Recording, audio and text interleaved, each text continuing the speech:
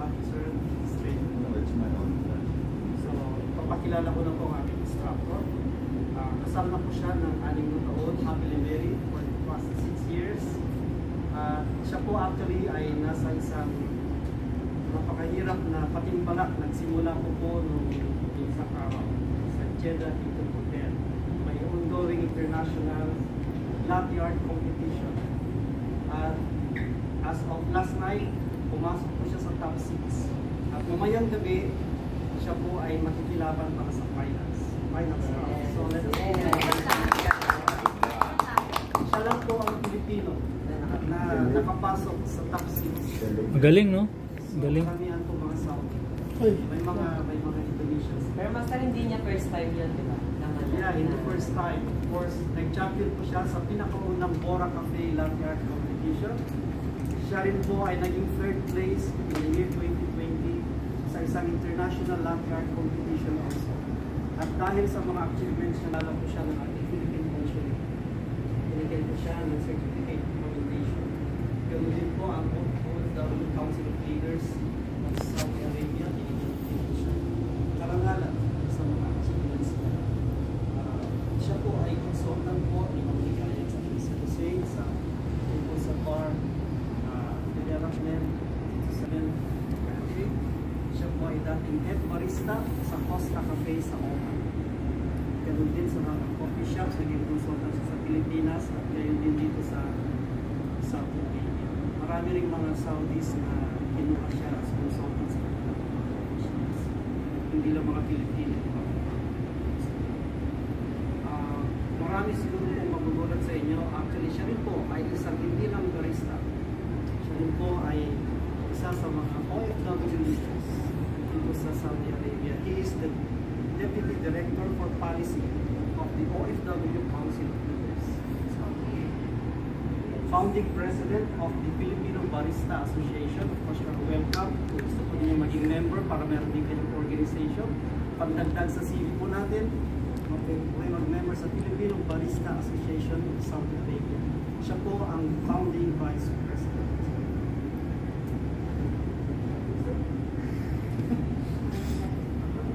Singin na po eh. So anyway, yun po ang lahat po na... lastly, noong February lang po, siya po ay isa sa mga na-nominate na Outstanding OFWs of Saudi Arabia. Siya po isa sa mga nominees. Yan ang karangalan by the OFW Council of Leaders of Saudi Arabia. So without much ado, it's my honor to present to you Master Ace Degustan. Barista instructor of the International Center for Culinary Arts and Hospitality Management, in short, ICAM. Matagal na rin po siya barista staff. Salamat po. Thank you, Master. Parang ayaw niya talaga pala. Ayaw ipasingil ko ba eh. Yun po yung really ng kanyang misis. Naka-record talaga, no? Okay, so ngayon, welcome sa ating unang araw ng ating workshop. Sana pinusunod pa dito next week. Kaya kasi gusto nila yung talagang lahat ng drinks na nakikita nyo sa menu, gagawin natin lahat yun. Isa-isa kayo gagawin. Sampul-sampul, boss, no? Mabahan Master, ito. oh. Sampul. No? Kung yung makita nyo yung menu ng Bora, yun, lahat yun gagawin natin. Inshallah, sana magulo yun. Sana makita ko pa rin kayo, kaya pa rin yung nasa harapan ko. Okay. So yun nga, no, narinig na natin, nasabi nila na kung ano ba ang dahilan natin. Kung bakit ba tayo nandito ngayong umaga na to. So gusto ko lang malaman, kung narinig yung salitang barista, ako agad po pasok sa isa. Kape. Diba, no? Iba yung dating, no? Iba naman. Bartender kasi yung bartender yung iba eh. Yung alak, bartender yun eh. Ikaw, Master? Bartender yung sa ano? Bartender.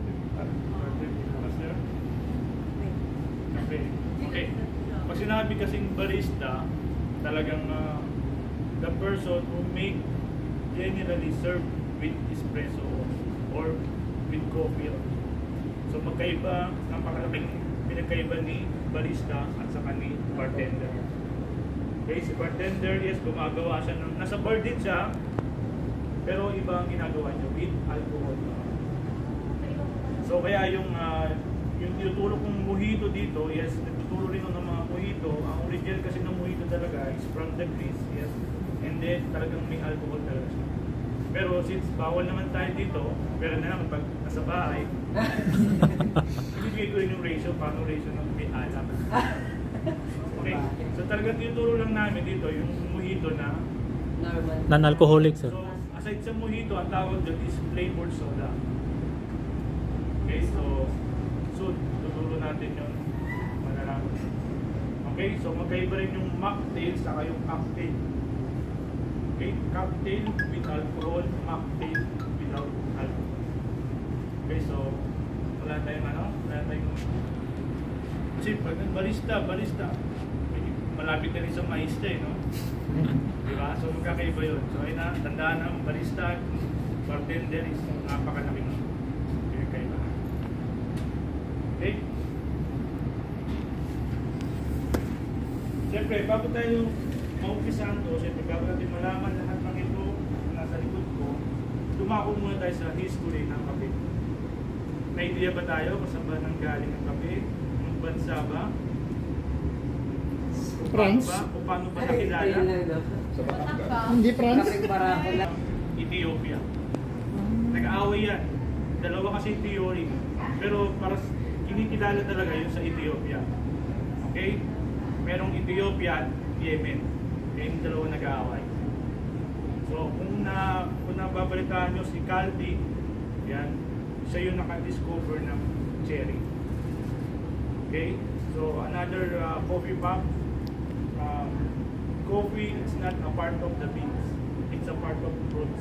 It's cherry. Prutas siya. Prutas, hindi siya beans na munggo, hindi siya. So, ano siya? Cherry siya.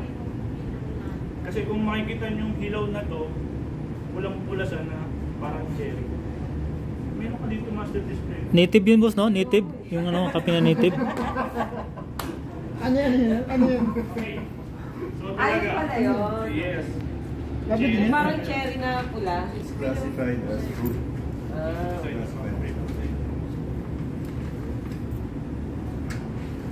Siyempre, dapat alam na muna natin kung ano ba. Yan, ito. Kung makikita nyo, yan siya ang kape. Parang alateris, no? Alateris, di ba may iba't iba rin kulay? May blue, may brown. Yes. Meron yellow bourbon, Yun sa akin pink yan, bourbon, master, no? iba't ibang Marami sa variety. akin yan, master. Okay, mas labing variety, parang mangga. Di ba maraming may Indian mango, merong mga kalabaw, mga ganun. So, ganun din sa kape. Marami rin siyang variety. Pag sinabi namang origin ng bansa, saan nang galing. Okay, maraming bansa ang nagpo-produce ng kape. Parang aratelis pala. Okay, so meron tayo diyang mga bansa, Oo nga po.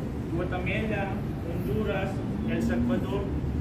Yan, kung makikita nyo to, kasi tayo kasi hindi namin na-print to eh. Kung makikita nyo itong area na to, itong part na to ang nagpo-produce lang ng mga kape.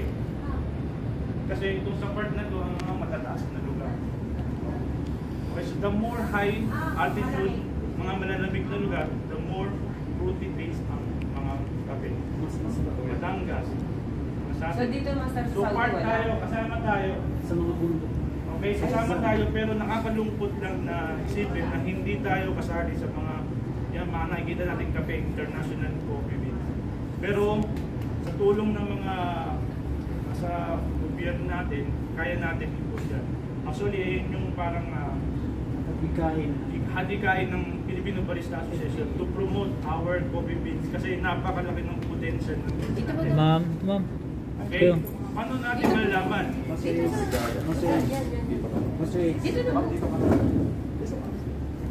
Gusto po nating i-acknowledge yung presence ni Master Chef, si Ma'am Ligaya Hadi. Yes. Siya po yung the great woman behind Bora Cafe and Restaurant. Kasali po siya, kasama rin po ng kanyang mister sa mga original na graduates po ng barista dito sa Jeddah. Of course, hindi lang po barista ang kanyang pinag-aralan. Siya rin po ay nag-aaral na sabi ko ng culinary arts, begin phase 3. Hall of Fame na. Yeah, Hall of Famer. Of course, a nurse by profession. Matagal po siya naging nurse dito sa Jeddah. Ngayon, nag-concentrate na lang po siya sa business ngayon, entrepreneur. Of course, a very successful mother. May doktora yan, ha? Yeah, sa Pilipinas. Yun lang po. Ma'am, thank you so much for acknowledge for your presence and for hosting this training program. Thank you, ma'am. Okay, so balik tayo dun sa mga bansa. Ito yung mga bansa na nag-produce ng mga beans. Bakit? Kasi ito yung mga matataas na lugar. Okay, alam nyo ba ano ba yung pinaka-expensive beans sa buong mundo? Yes, that one is from Ethiopia. Okay, ang tawag sa kanya is Asia. Asia, Panama. Doon sa lugar na yun, doon matatagpuan yung mga beans na pinakamahal sa buong mundo. Kaya yun yung mga ginagamit din sa mga competition ng brewing o sa harapan ng kape. Doon din sumasali yung mga tiga sa atin ng mga Pilipinas na yun, nagko-compete sila, na sumasali sila sa mga ganung competition para siyempre to promote our beans na talagang sa atin talaga. Okay, so meron tayong 4 na klase ng species. Okay, Arabica, Robusta, okay, Iberica, and Excelsa. Okay, so pinaka the best na beans talaga na ginagamit sa specialty coffee. Siyempre ngayon lang narinig yung specialty coffee. So specialty coffee, siyempre ibang-iba sa commercial. Okay, ang commercial coffee sila Starbucks, si McDonald's, si Tim Horton, si Coffee Bean, Costa Coffee, yan dahil yun yung mga commercial coffee yan. Pag sinabing specialty coffee, yes, yan. Ibang-iba ang setup, ibang-iba ang machine, ibang-iba ang mga tools na ginagamit. Kaya tinawag na specialty coffee. Okay, so pag tinawag na specialty coffee, tinawag na specialty coffee kasi napaka-special ng beans na ginagamit. Okay, from plant ha, imagine ha, from farmers hanggang sa cup, napaka hand-caring nila yan, napaka careful sila dyan. Kaya tinawag na specialty coffee. So paano ba? Isa pa yung grading. Yes, ini-grade na yan ng mga roastery natin or mga pew grader. Yung tawag ng pew grader or mga roastery. Okay? Yung mga roastery, yung mga nagluluto ng mga beans natin. Diba sa atin kasi kaya natin magluto sa kawali. Pero ngayon kasi hindi na basta-basta pagluluto ng beans. Kasi sa pagluluto na yun, doon lumalabas yung flavor, yung profile ng mga beans natin. Lahat ba tayo, pag nagkakape, nag-aasukan? Minsan, depende master. Pagka 3-in-1, hindi na. Siyempre, 3-in-1. Pag brewed coffee, nag-ano ba kayo? Nag-aasukan kayo? Pero pag yung mga Saudi, mag-order sila, wala. Kasi specialty coffee yung gano'n. Hindi nila nakipili yung pait. Yes. Huwag kayong magalit sa pait kasi sabi nga diba, sabi nila, acidity is not a crime. Kasi pag walang acidity ang kape, wala, para ka lang uminom ng gatas. Okay? Kasi nagbibigay ng nagbabalance sa gatas saka sa kape. Okay? So dalawa lang naman ang malalasahan natin sa kape, sour and acidity. Okay? So depende yun sa pagka-calibrate ng mga machine natin. So ngayon magka-calibrate tayo mamaya. Kasi bakit importante yung calibration? Una-una, siyempre, di ba, kaya ang bumabalik si customer dahil sa masarap na kape natin. E paano kung hindi pala calibrate yung mga machine natin? Paano sila babalik? Magkakaroon ka pa ng complaint na, yung kape mo, sobrang pait. Yung kape mo, walang lasa, parang tubig lang. So, sa calibration yun. Okay? Then, yun nga, after ni roaster mag-roast ng mga beans, doon na tayo papasok, magka-cupping session. Okay? Iba yung cupping na yung sa massage. Ganon. cupping session naman, doon natin yung ina-assess. Okay? Ina-assess natin yung mga beans. Kumbaga, kung ako yung mag-open ng coffee shop, siyempre, pipili ako ng mga masasarap na beans. So, yun yung isang way para pili ka ng mga beans na ilalagay ko sa coffee shop ko. Cupping session ang tawag doon. Pwede rin tayong mag-ganon. Lahat ng beans na yan, titikman natin. May property na ng pagtikim. Okay? Pagtikim, pag-check ng fragrance, ng aroma. Pag sinabing fragrance, ito yung dry. Nangyari ito. Yan. Pag inamoy mo to, dry pa siya, ang tawag doon, fragrance. Kapag nabasa na siya, naging espresso na siya, inamoy mo, aroma. Diba, aroma lagi. Liquid na siya, boss, no? Kasi sa kape, sa cover siya. Oh, yung mayroon na siya ano, yung usok-usok. Smell ka, aroma, parang ganon. Pero yung fragrance, wala namang inamoy na beans na powder lang. Diba? Okay? Then, siguro okay na siguro yung pang pasimula.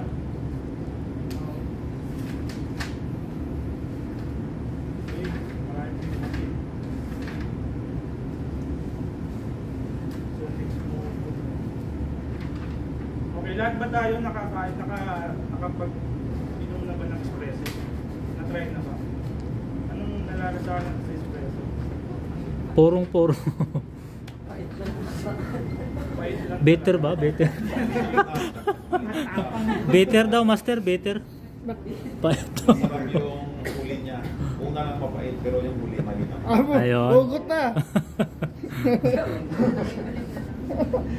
Hindi pwedeng pahit muna. Malinang lang sa Hindi kasi ako pahit eh. Hanggang sa uli pahit eh. Hindi kaya ka na yung paglaban. Mapait ba? Okay.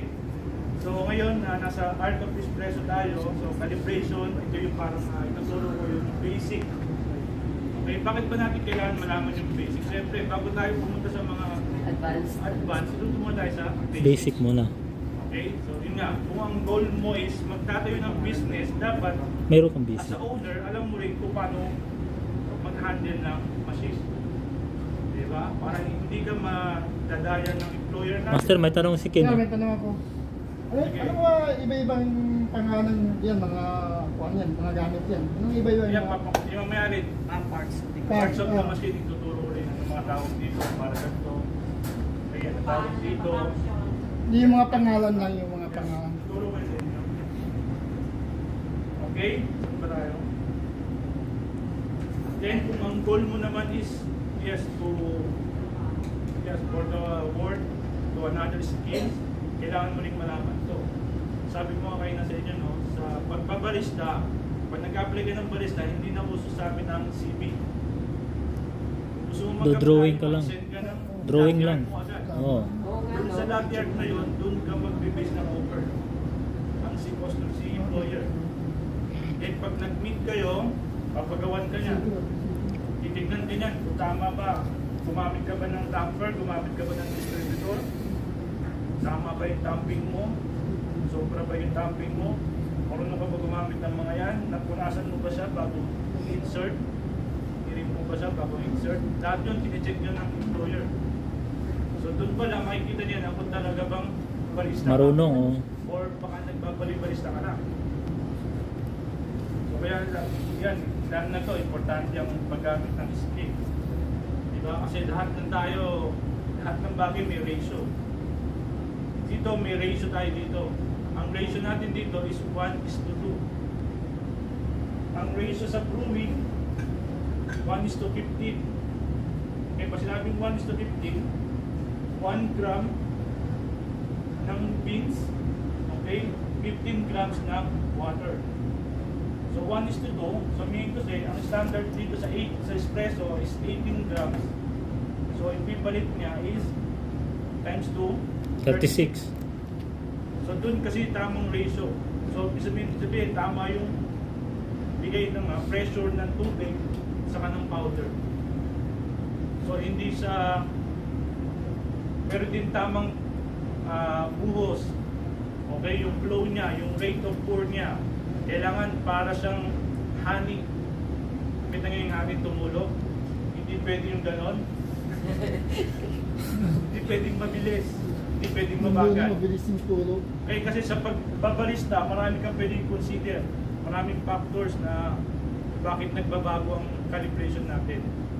Unang-una, ano ba mga kalaban ng ano ba yung mga kaaway ng mga kape? Oxygen.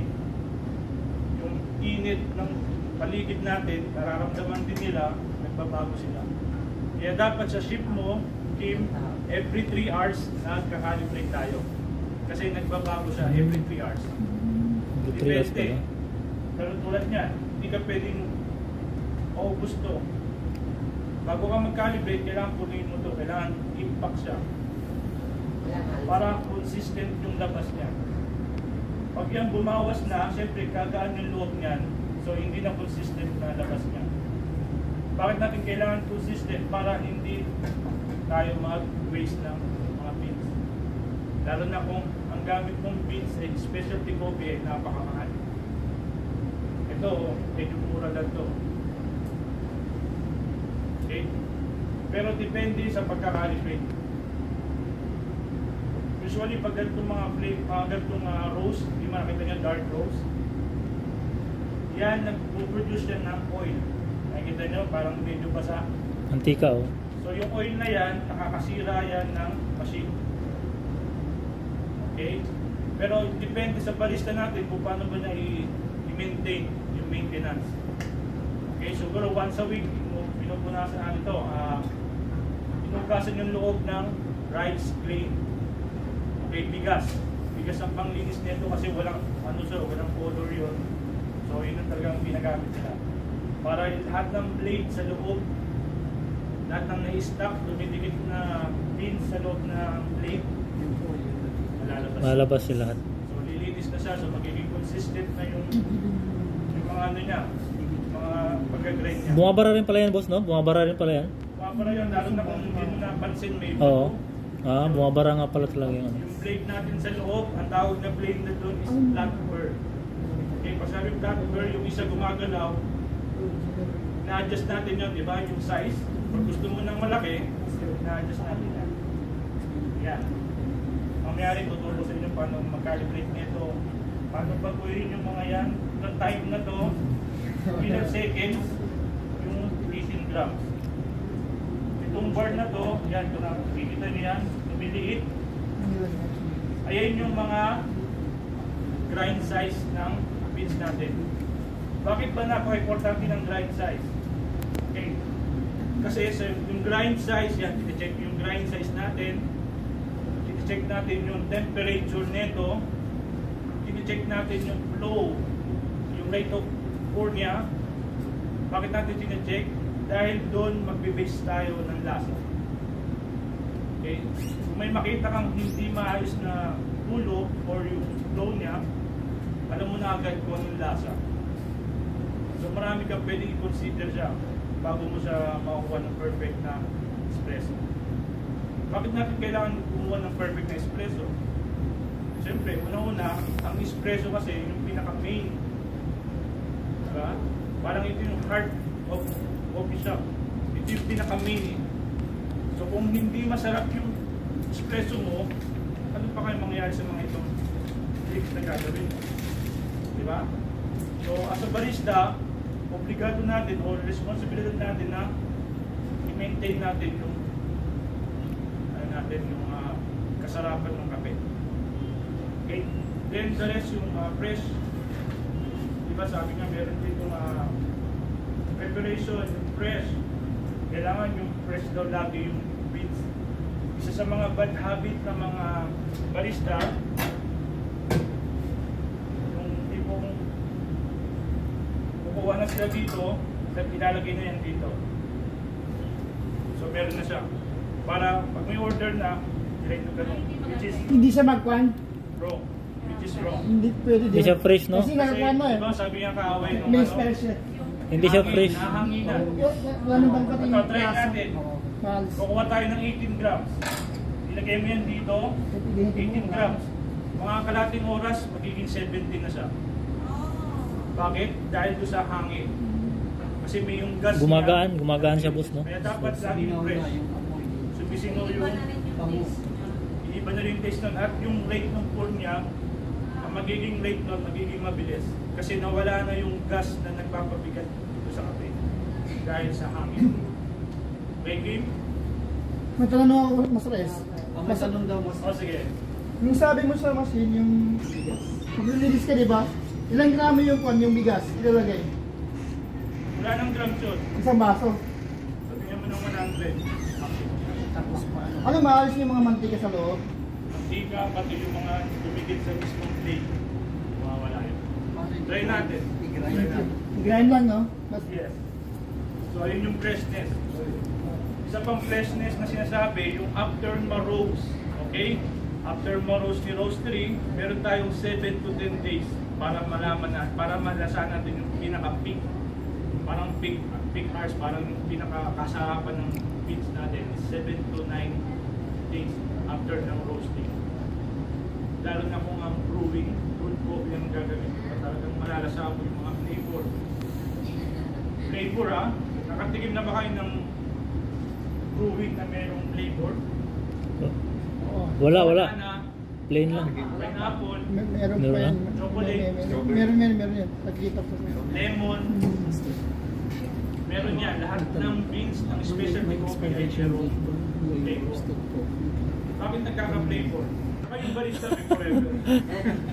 Yung beans walang expiration yan. So dito nilalagyan na ng expiration kasi alam mo nga. Sa Baladia, oh. Mas Reyes. Pero ito ang challenge doon. Paano mo ma-maintain yung kasarapan niya kahit na mga 6 months, 1 year na? Depende rin sa barista yun. Skills ng barista yun. Kung ano i-adjust niya. Mag-a-adjust ba siya ng temperature? Mag-a-adjust ba siya ng ground? Ng dose? May adjust niya yung extraction time? Nasa kanya na yun. So ano yun? Like siguro malalasin ka sa espresso. Kasi talagang kukunin mo. Kukunin mo yung yung tamang lasa na magbabalance yung sour sa acidity. Makakalasing. Makakalasing yun. Bakit mga customer inaamoy yung beans? Kaya po ito. Oo. Yes. Anong, Isa rin ano yun. yung course nila? Bakit inaamoy yung... Isa rin yun. Inaamoy Yung yung palang flavor. sa amoy pa Ginit lang. nila, oh. Inaamoy yung di ba? Pag wala nang amoy kasi ito, ibig sabihin matagal na. Ganun pa. Ayun. Pero hindi siya expired. Hindi siya expired. Kasi karami ng customer pumupunta, inaamoy yan. Yung mga coffee lovers. Di ba na? Yes. Saka yung kape namin, yung dark at oily, yan ang masarap. Yes. Kasi ito, isa lang ang nagiging flavor nito. Caramel and chocolate. Depende Mix lang, sa no? barista kung Mix. paano yun. Paano mo nalaman kung maganda yung kape? Like example, amoyin ko. Paano mo nalaman kung maganda yung kape? Anong quality niya? Ako kasi, hindi ko, aside sa beans pa lang, inaamoy siya, yes. Pero iba pa rin talaga pag nandun na sa extraction. Pag ginamitan na ng mga Machine. temperature.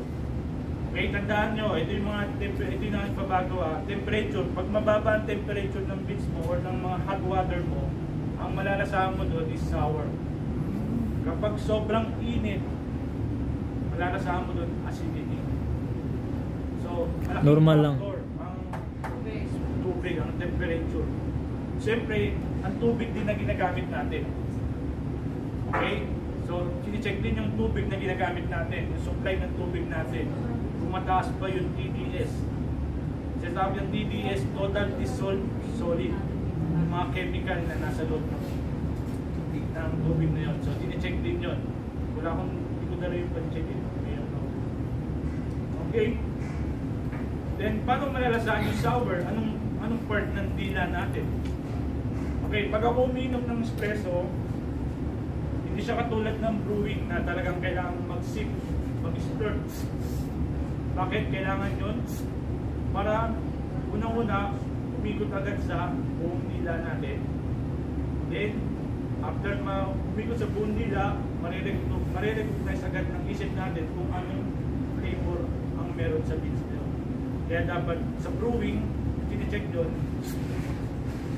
Sa espresso naman, hindi ganun. Kasi, yung crema mismo, andun mismo yung flavor ng espresso. Ano mas matapang? Espresso or brewing? Espresso kasi puro sir eh.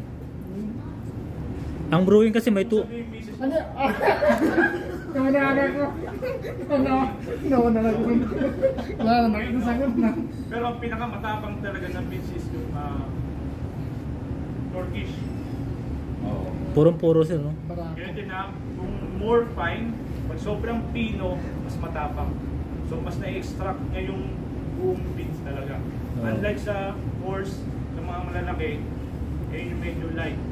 Tulad ng mga to, mga brewing na to, iba-iba yan ng grind size. Yan. Ito yung pinaka-light MX. Kasi medyo malalaki yung horse, medyo horse to. Pero sa espresso, hindi siya ganun kalaki ang adjustment na gagawin natin. 1 bar lang tayo. Unlike dito, number ang kailangan mo i-adjust. Dito, bar lang. Kasi isang bar lang yan, makikita mo na agad ng malaki yung pagbabago. Sa tamping din, is proper tamping. Okay? Tamping natin, kailangan naka-level siya. Hindi siya pwedeng nakaganito. Bakit? Anong nangyayari? Yung tulo niya, mas konti dito kaysa dito. Kasi mas konti yung na-extract yung beans unlike dito. So dapat Level lang, level. Level siya, no? So kailangan may tulong ng dalawang daliri natin para mas talagang tapin natin, balance yun. Kaya isa-isa kayo dito, ha. Okay? So ang dulo ng dila natin, doon natin malalasahan yung sour. Kaya pag uminom ka ng espresso, huwag nyo munang lulukin. I-stay nyo muna sa labas. Pag napansin nyo na wala namang reaction yung dila natin ng sour, so okay tayo sa sour. Then lunok tayo. Lunok, doon malalasahan yung acidity. Okay? Pag feeling mo naman, okay, sabi ko nga diba, acidity is not a crime. So, meron talagang acidity yan. Pero may tinatawag na bad acidity saka good acidity. Okay? Pag sinabing bad acidity, ito yung kahit na nakailang lunok ka na, nakailang nanang ka na, doon pa rin yung acidity. Nalalasahan mo pa rin. So yun ang tawag na bad acidity. So dapat nawawala siya ng after mga 5 seconds, dapat mawawala siya. Or 10 seconds. So yun ang good acidity. Hindi kung tagang hahanap ka ng tubig para mawala yung lasa dito, ay natawag ng bad acidity.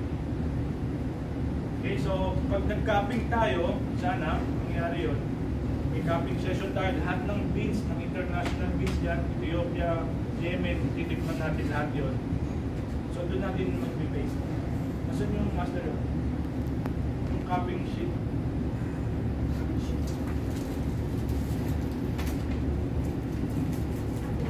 Okay, magandang tanong.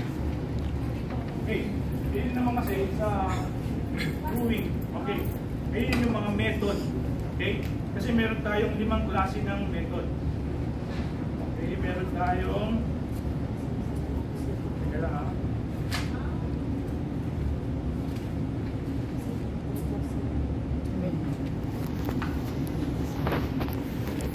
So guys, patapos na kami mag-training.